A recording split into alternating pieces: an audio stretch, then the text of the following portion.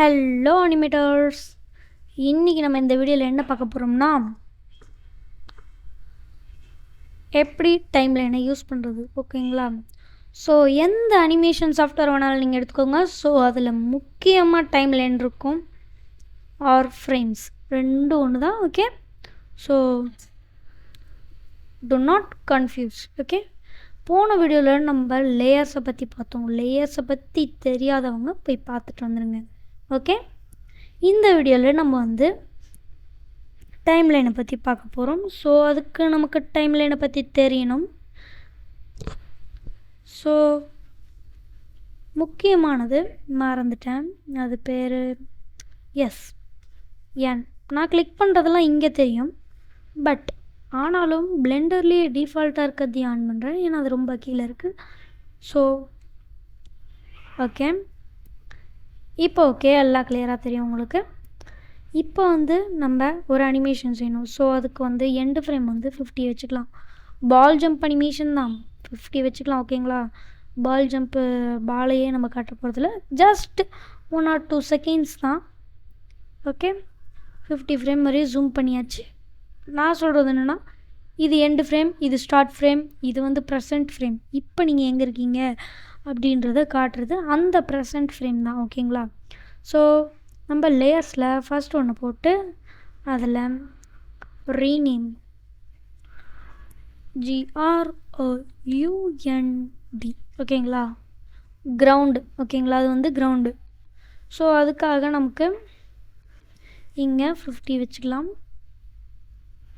இப்போ நம்ம கரெக்டாக இங்கேருந்து பிடிச்சி இழுத்து கரெக்டாக ஸ்ட்ரெயிட்டாக வைக்கணும். ஸோ வரலைன்னா ஷிஃப்ட்டை பிடிச்சிட்டிங்கன்னா கரெக்டாக உங்களுக்கு லைன் ப்ளேஸ் ஆயிரும். இப்போ என்ட்ரு அடிச்சுருங்க. முக்கியமானது என்னென்னா, அடுத்த லைனுக்கு போயிட்டு தான், அதாவது அடுத்த லேயருக்கு போயிட்டு தான் நீங்கள் பால் ஜம்ப் அனிமேஷன் செய்யணும்.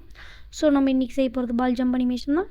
நீங்கள் ஆப்ஜெக்ட் மூட்லேயே இருந்து கூட நீங்கள் பால் ஜம்ப் அனிமேஷனை செய்யலாம். பட் அதை மூவ் பண்ணி ரொட்டேட் பண்ணி ஸ்கேல் பண்ணி செய்யறதெல்லாம் ரொம்ப ரொம்ப ரொம்ப சிம்பிளான விஷயம். பட் நம்ம அதை செய்ய போகிறதில்ல, நம்ம ஃப்ரேம் பை ஃப்ரேம் வரைய போகிறோம். ஓகேங்களா?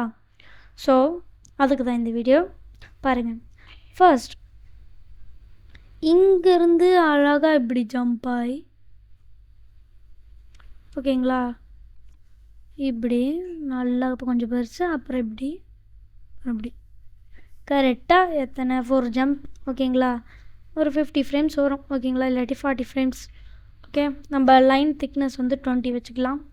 அப்புறம் லேயர்ஸ் எல்லாம் கரெக்டாக இருக்கான்னு பார்த்துக்கோங்க. அந்த நெக்ஸ்ட்டு இப்போ நம்ம சர்க்கிளை வரைய ஸ்டார்ட் பண்ணிடலாம். ஓகேங்களா? இந்த இடத்துல ஃபர்ஸ்ட் சர்க்கிள் ப்ரெசன்ட் ஃப்ரேமில் பார்த்திங்கன்னா 2 அண்ட் தென் இங்கே நீங்கள் அரேசர் வச்சு அழிக்கணும் அப்படின்றதுலாம் தேவையில்லை, இது ஆட்டோ கீ ஃப்ரேம். ஸோ அடுத்து நீங்கள் வரைய ஸ்டார்ட் பண்ணிட்டீங்கனாலே போதும், அது பாட்டுக்கு அது அரேஸ் ஆகி ஆனியன் ஸ்கின் எனேபிள் ஆயிரும். ஸோ நீங்கள் பாட்டுக்கு வரைஞ்சிக்கிட்டு போகணும். அதுதான் இங்கே பிரச்சனை இல்லை, வரைஞ்சிட்டு போகிறது. இந்த மாதிரி நம்ம ஒவ்வொரு ஃப்ரேமாக வரையணும். மவுஸை கிளிக் பண்ணுறது வர டிக்கின்னு சவுண்டு கேட்குது. அது உங்களுக்கு பிடிக்கலன்னா கமெண்டில் சொல்லுங்கள், நெக்ஸ்ட் டைம் எடுத்துடலாம். அதே சைஸ், ஸ்டார்டிங்கில் எந்த சைஸ் இருந்துச்சோ அந்த சைஸு. நீங்கள் வரைகிறதுக்கு கிராஃபிக் டேப்லெட் யூஸ் பண்ணுறீங்கன்னு தான் நான் நினைக்கிறேன். ஸோ அது இருந்தால் இன்னும் கொஞ்சம் வரைகிறதுக்கு நல்லாயிருக்கும். இப்போ இன்னுமே கொஞ்சம் கீழே அமுங்கணும்ல, ஸோ அதுக்காக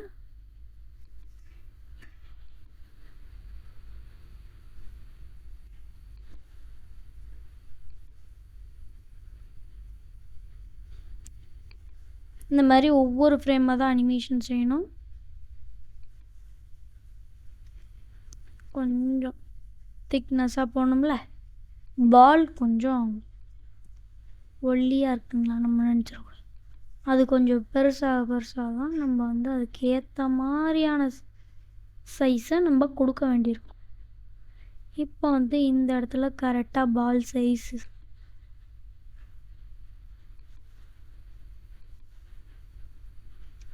ஸோ பாருங்கள், பக்கத்துலேயே வருது.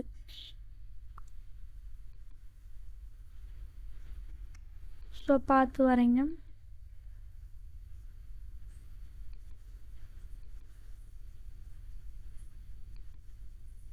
கிட்டத்தட்ட இந்த வீடியோ வந்து ஒரு 15 நிமிஷம் வரும். ஓகேங்களா?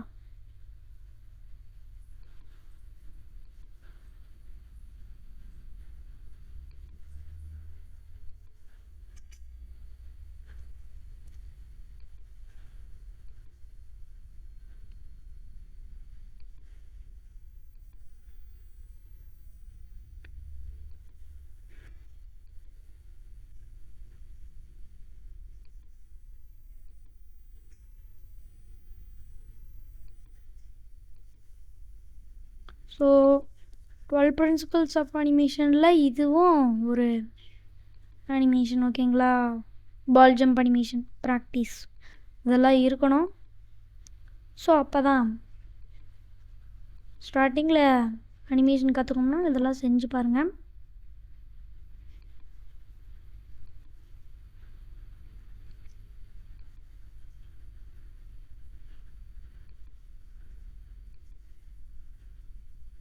ஸோ இதுக்கு மேலே வேண்டாம்.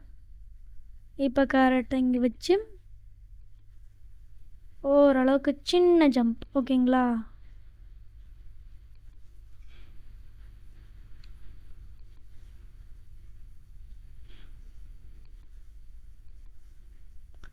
இப்போ அடுத்த இதில் அது வெளியே போயிடணும். கிட்டத்தட்ட நம்ம அனிமேஷன் முடியவே போகுது பாருங்கள். ஒரு 10-15 நிமிஷம் ஆயிருக்கும் எனக்கு தெரிஞ்ச வரைக்கும். ஸோ இங்கே பாருங்கள், எண்டு வரும்போது அது ரொம்ப ஸ்மால் ஆயிடுச்சு. ஸோ எண்டுலேயும் அது அதே சைஸில் தான் இருக்கணும். பட் இன்னும் போகல இல்லையா? ஸோ அதை முழுசாக வெளியே போக வைக்கணும்.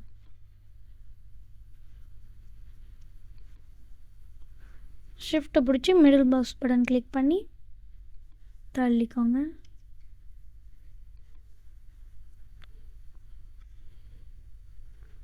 நெக்ஸ்ட்டு இப்போ நமக்கு கேமரா விட்டு வெளியே போயிடுச்சு. ஸோ இதுக்கு மேலே நமக்கு தேவையில்லை. இப்போ வந்து நீங்கள் கண்ட்ரோல் ஸ்பேஸ் பார் கிளிக் பண்ணிங்கன்னா பெரிய வியூ வந்துடும். இப்போ ஸ்பேஸ் பாரை அழுத்துங்க. நம்ம செஞ்ச அனிமேஷன் நம்ம கண்ணு முன்னாடி இருக்குது. ஓகேங்களா? ஸோ நீங்கள் வந்து கொஞ்சம் ஜூம் பண்ணி வச்சுக்கோங்க. இருங்க, நானே ஜூம் பண்ணி கரெக்டாக காட்டுறேன். ஓகேங்களா? வெளியே போகிற மாதிரி இந்த மாதிரி நம்ம ஃபைனல் அனிமேஷன் வந்துடுச்சு. ஓகே ஃப்ரெண்ட்ஸ், நம்ம நெக்ஸ்ட் வீடியோவில் இதுக்கு கலர் கொடுத்து பேக்ரவுண்ட்லாம் ஆட் பண்ணி கிரவுண்ட் ஆட் பண்ணி ஷேடிங் ஆட் பண்ணி சும்மா சூப்பரான ரியலிஸ்டிக்கான ஒரு அனிமேஷன் செய்யணும். ஓகேங்களா? கண்ட்ரோல் ஸ்பேஸ் பார் மறுபடியும் கொடுத்தீங்கன்னா ரியல் ஸ்பேஸ்க்கு வந்துடும். ஸோ இதெல்லாம் பண்ணுறது பெருசு இல்லை. இதுக்கு மேலே தான் மெயின் பிக்சர் பாருங்கள். என்னதுன்னு கேட்டிங்கன்னா, இப்போ இவ்வளோ தூரம் பண்ணியாச்சு. ஓகேங்களா? இதுக்கப்புறம் பண்ண வேண்டியது தான் ரொம்ப ரொம்ப ரொம்ப ரொம்ப முக்கியமான விஷயம்.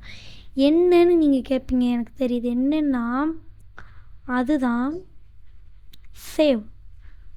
நிறைய பேர் சேவ் பண்ண மறந்துடுறீங்க. ஓகேங்களா? அதுதான் இங்கே இருக்கிற பிரச்சனை. ஓகேங்களா? ஸோ சேவ் சில டைம் கரண்ட்டு போயிடுச்சுன்னா அவ்வளோதான், நம்ம அனிமேஷன் போச்சு.